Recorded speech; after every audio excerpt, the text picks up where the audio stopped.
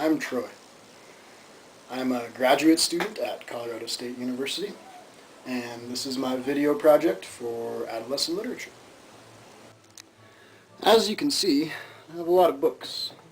I seem to have just collected them all my life.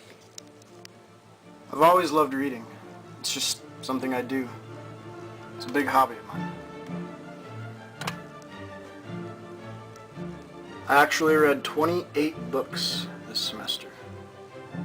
20 books for my adolescent literature course. 4 of them I checked out from the library and aren't even included in this stack. That's 28 books in 4 months. About 2 books a week. When I was a kid, I really liked fantasy. A lot of King Arthur and Merlin tales, and a lot of Michael Crichton also, some science fiction. As I got older, I started reading the classics, recommended to me by high school teachers and college professors. And I also really got into this author, T.C. Boyle. I've read about 10 or 12 of his books. He's probably my favorite author. Recently, I've gotten into adventure literature and ecology. I don't know, I've always just loved reading. I can't really explain why. I just like the idea of picking up a book and reading a story about someone's life. It kind of takes you out of your own environment and lets you live through someone else for a while. All these books have taught me some kind of lesson or introduced me to some person that I just connected with somehow. There's so many good ones. Just wish there was more time to read them all. These are just some of the books I've read over my lifetime.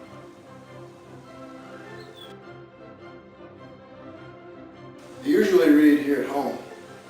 We have this spare bedroom that just threw an easy chair in, and it's nice and quiet.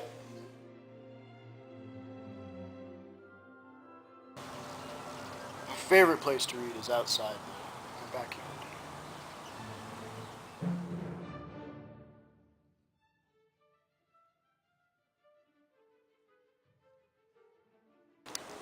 I think books are cool. I really do. I love the idea that you can just pick up a book and just have something happen, you know?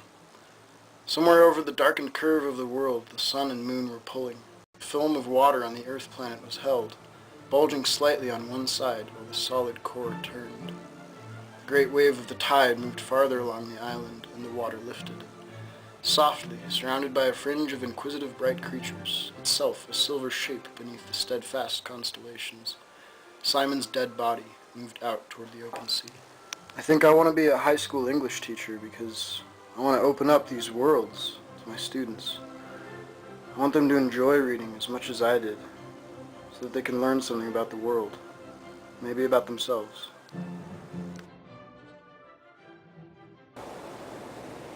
I don't think the problem is that kids hate reading. I just think they haven't found the right books yet. So hopefully I can show them a few. Maybe change their lives. Maybe this one. Or maybe this one. Maybe this one. I don't know. I'll try anything to get kids to read. Well, there you have it. Books are cool.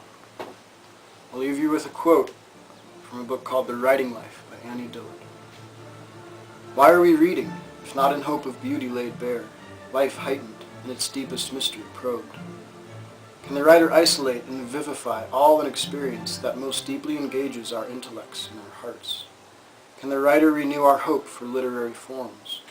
Why are we reading, if not in hope that the writer will magnify and dramatize our days, will illuminate and inspire us with wisdom, courage, and the possibility of meaningfulness, and will press upon our minds the deepest mysteries, so we may feel again their majesty and power?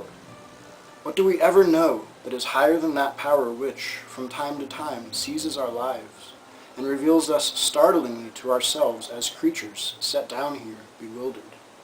Why does death so catch us by surprise, and why love? We still and always want waking.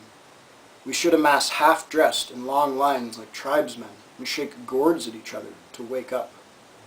Instead, we watch television, and miss the show. Thank you.